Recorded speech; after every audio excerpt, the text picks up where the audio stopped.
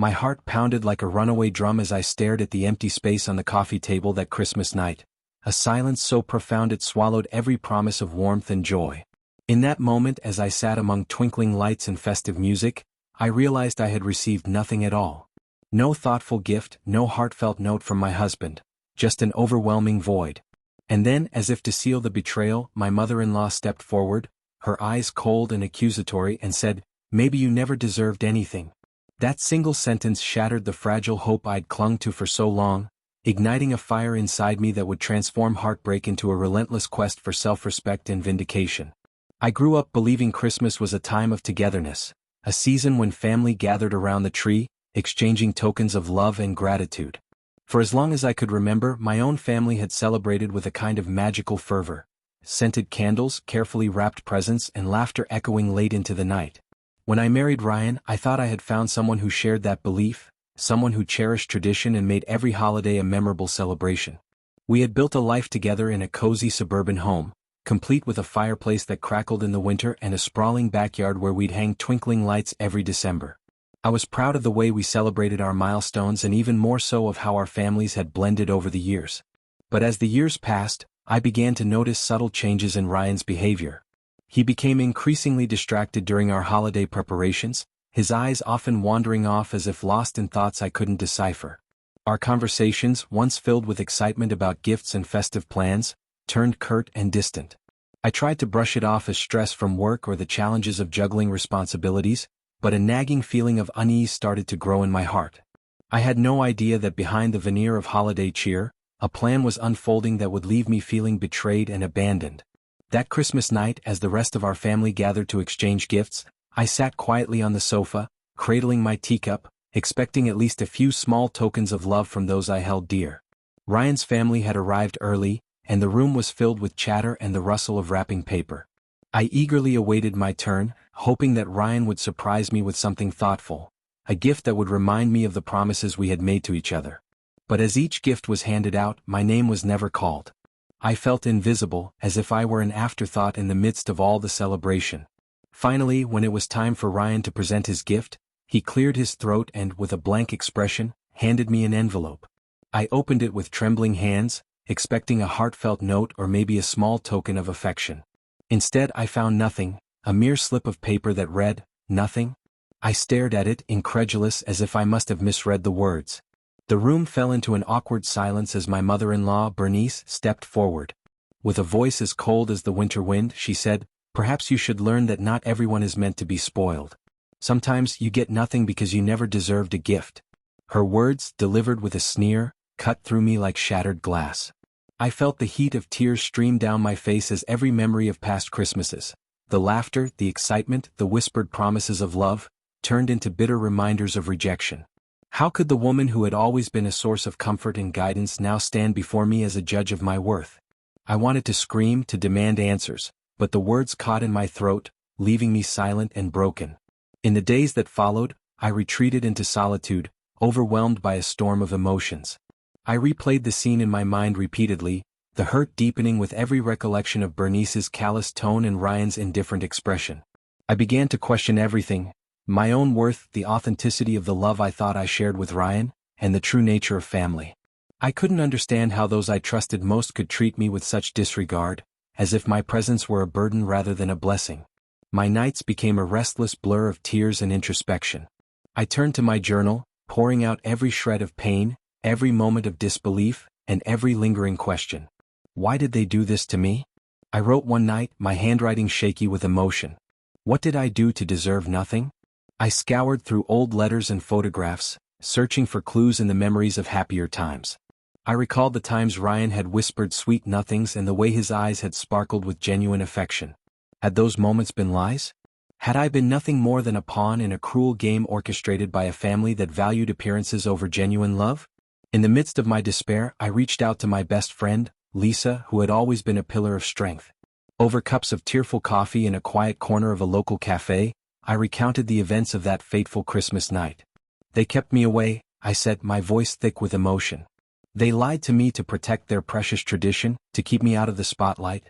Lisa listened with empathetic eyes, her hand reaching across the table to squeeze mine. "You deserve to be celebrated," she said firmly. Don't let their shallow measures of worth define who you are.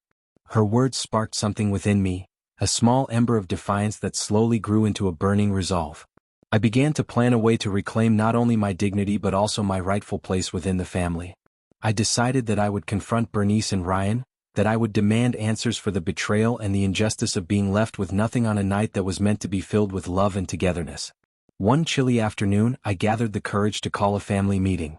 I arranged for everyone to come together at our family home, a place that had once been the center of our celebrations and now felt like a battleground for truth. I sent out a message, asking for an honest conversation about the events of that Christmas, about why I had been deliberately excluded from the gift exchange and why Bernice had spoken as if I were unworthy. To my surprise, the responses were tepid at best. Some family members, unsure of how to approach the situation, offered vague apologies. Others, particularly those who had been close to Bernice, insisted that it had all been for the greater good, to avoid conflict and maintain harmony. Their responses only deepened my sense of isolation, as if I were the only one who truly felt the sting of that cold, calculated exclusion. That evening, as the family gathered in the living room, I mustered the strength to speak. I've been hurt, I began, my voice trembling yet resolute. Not just by the fact that I received nothing on Christmas night, but by the way I was made to feel invisible. I was left out, not because I didn't matter, but because you all decided I wasn't worthy of being celebrated. The room fell silent, and for a long moment, I felt every pair of eyes upon me, some filled with guilt, others with defensiveness. Bernice, her face a mask of indifference, finally spoke. It wasn't personal, she said coolly. It was simply a tradition, one that needed to be kept pure. Her words, as empty as they were callous, reverberated through the room, and I knew that the chasm between us had grown even wider. After the meeting, I retreated once more into solitude, my heart heavy with the realization that the family I had once trusted could not be changed by mere words. I knew that I had to find a way to heal and move forward, not by seeking their validation, but by embracing my own worth. I threw myself into my work and my creative pursuits, channeling the pain of that Christmas night into projects that brought me joy. I began painting again, something I hadn't done since college, and I found that the act of creation allowed me to express the inexpressible, a kaleidoscope of hurt and hope that slowly transformed into art. I also started writing, a blog that chronicled my journey from betrayal to empowerment. Each post was raw and unfiltered, a window into the tumultuous emotions that had once threatened to consume me. Readers from across the country reached out with their own stories of family rejection and betrayal, and their support helped me realize that I was not alone in my pain. My blog became a cathartic outlet, a way to reclaim my narrative and to transform the sting of that Christmas into a message of resilience and self-worth. As the months turned into a year, I began to see a shift not just in my own healing, but in the way my family interacted with me. The silence and indifference that had once defined our gatherings slowly gave way to hesitant attempts at reconciliation. My cousin Mark reached out to invite me to a small holiday dinner, a tentative gesture that, while not erasing the past, signaled a willingness to move forward. I attended the dinner with a guarded heart, still wary of the old wounds but open to the possibility that perhaps time could heal even the deepest betrayals. At the dinner, amidst the clinking of glasses and soft murmurs of conversation, I found myself surrounded by relatives who, for the first time in a long time, treated me with genuine kindness. They asked about my work, congratulated me on my blog, and even acknowledged the pain of the past without judgment. My mother, her eyes red with unshed tears, apologized in a halting voice, admitting that they had made a mistake in keeping me away that Christmas. "We were afraid of conflict," she said. "We thought it would be easier if you weren't there." Her words, though inadequate to heal the deep wound, were a start, a fragile olive branch in the midst of shattered trust. That night, as I walked home alone under a starry sky, I felt a mixture of relief and sorrow.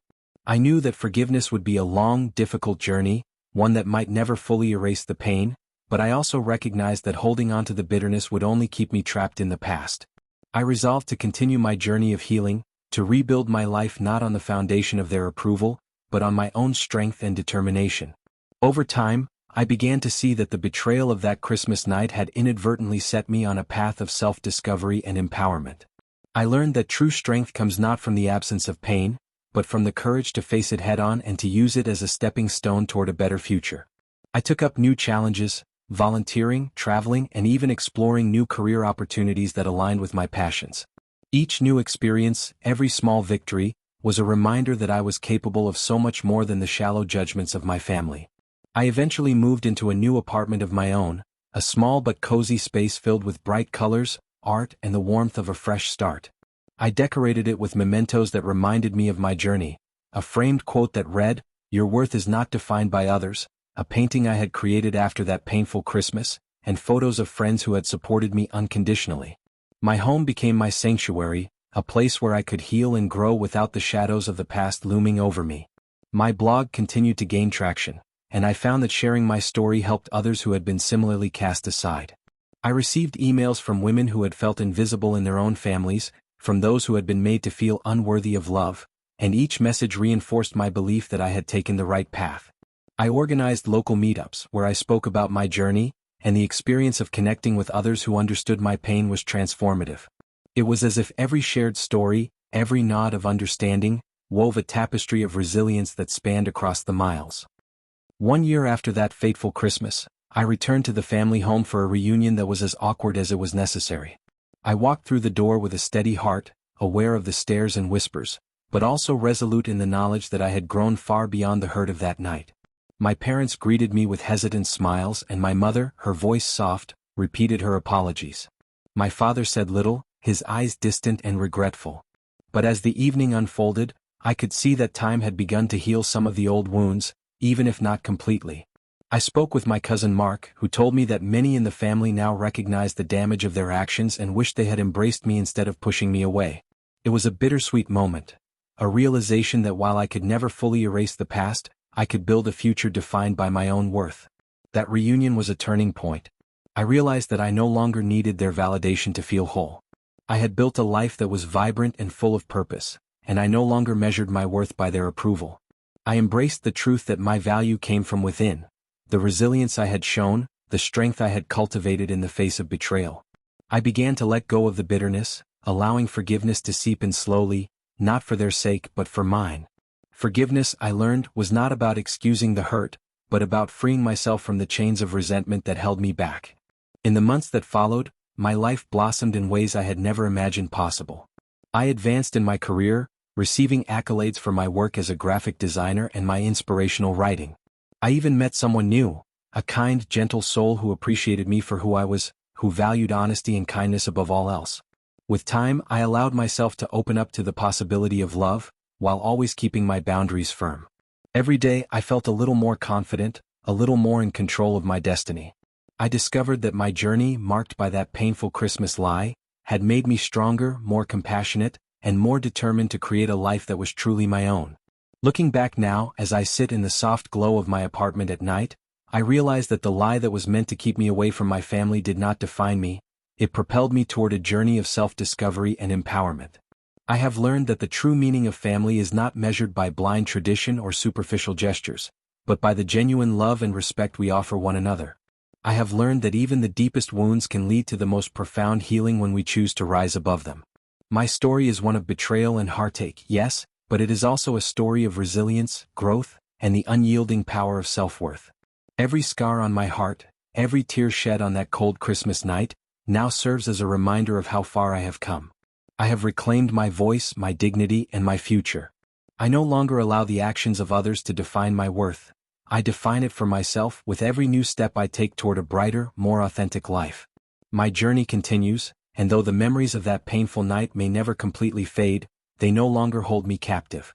Instead, they fuel my determination to live boldly, love fully, and never again let anyone diminish the light that shines within me. This is my story, a story of heartbreak transformed into hope, of betrayal turned into a powerful call to action, and of a woman who, despite being cast aside on a night meant for celebration, rose to reclaim her destiny with unyielding strength.